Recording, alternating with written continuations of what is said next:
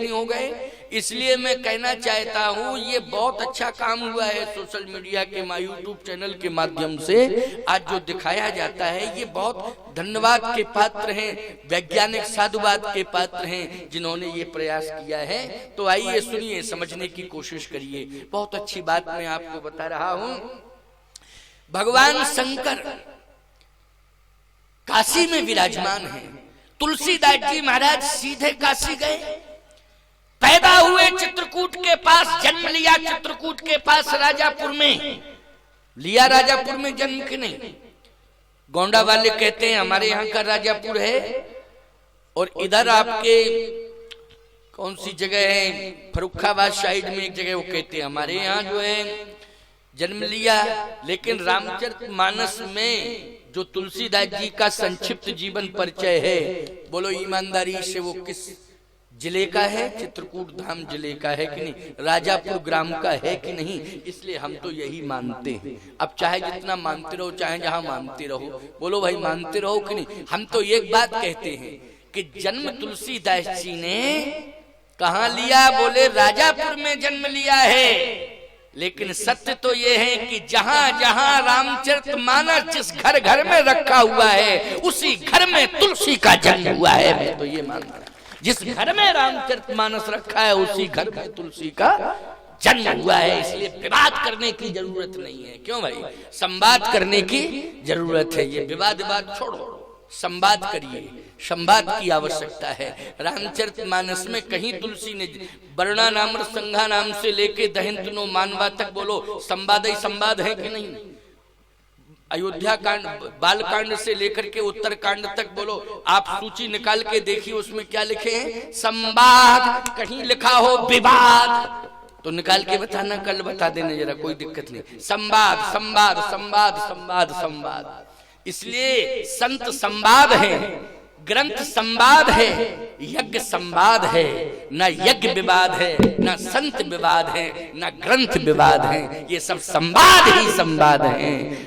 जो लोग अज्ञानी होते हैं वो विवाद की बात करते हैं, इसलिए ये सब संवाद है। आइए, तुलसीदास जी महाराज काशी में बैठे हैं। कहाँ बैठे हैं? बोले गंगा के तट पर बैठे हैं। गंगा के तट पर भक्तों की लाइन लग गई। कहे महाराज उपाय बता दो, हम लोग तरें कैसे? अरे तरने में क्या दिक्कत है? कहे तरने में यही तो दिक्कत है कि पहले पार होवे तब न तरें। तो पार करने में क्या दिक्कत है?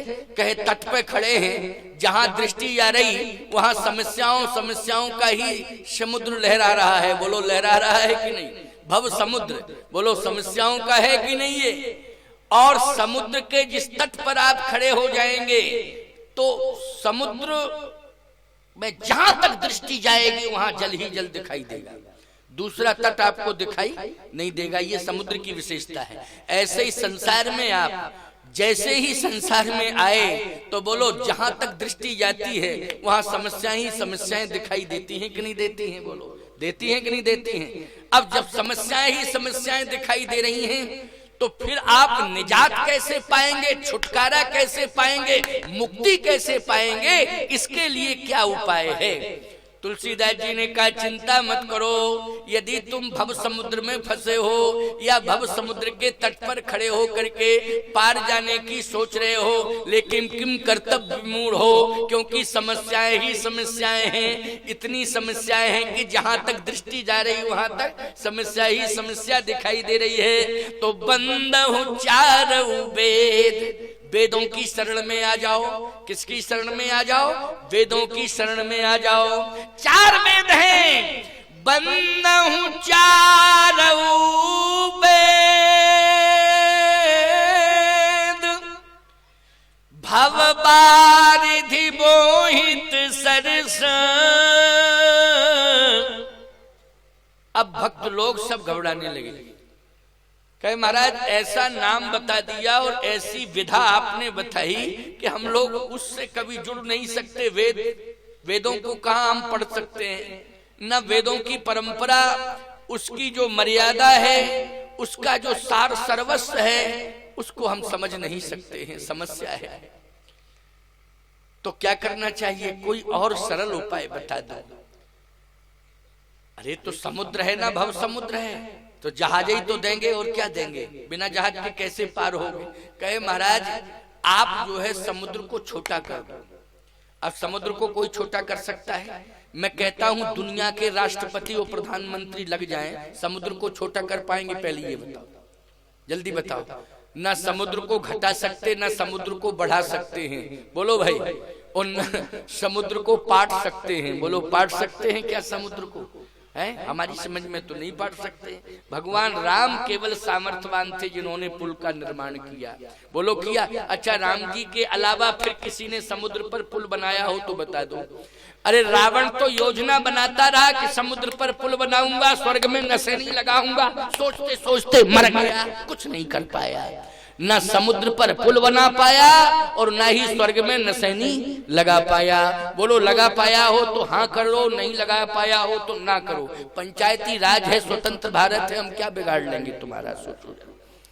लेकिन बात तो सही है कि रावण का अरमान रह गया, ना स्वर्ग में नसैनी लगा पाया और ना समुद्र पर पुल बना पाया। ईमानदारी के साथ बताओ, हमारे भगवान राम ने तुम्हारे लिए नसैनी बना दी है, भगवान राम ने समुद्र पर पुल बना दिया है, बोलो बनाया कि नहीं? आप कहो पुल तो बनाया, नसैनी याद रखना, नसैनी होती है सीढ़ी। नसैनी मानी क्या होती है? सीढ़ी। रामचरितमानस में 7 सीढ़ियां हैं। बालकांड एक सीढ़ी है, बोलो भाई। मंजिल पाने के लिए, मुक्ति पाने के लिए, मंजिल पाने के लिए, परमात्मा तक पहुंचने के लिए, बोलो सबसे सरल ग्रंथ रामायण है कि नहीं है? तो इसमें 7 सीढ़ी हैं। यही महरुचिर 700 पाना और रघुपति भगति केरी पंथाना। बोलो भाई 7 सीढ़ियां हैं।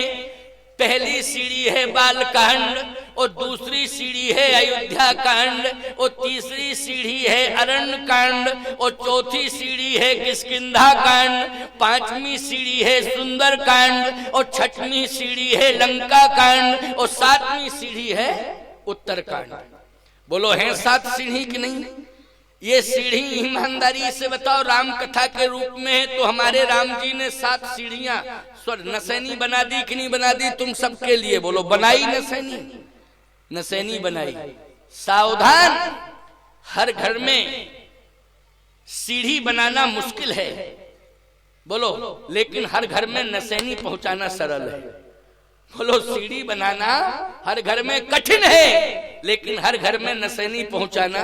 अगर एक व्यक्ति के यहाँ नसैनी है तो पड़ोसी के यहाँ भी जा सकती है कि नहीं जा सकती? और यदि घर में सीढ़ी लगी तो पड़ोसी के कैसे जाएगी सीढ़ी? बोलो भाई, सीढ़ी मानी जो स्थायी रूप से सीढ़ियां बन जाती हैं, बोलो बन जाती हैं। नसैनी का मतलब है चलती फिरती। क्यों भाई? नसैनी का मतलब क्या है? चलती फिरती। उसी को तुम्हारे यहाँ नसैनी समझ रहे हो? नसैनी क्या कहते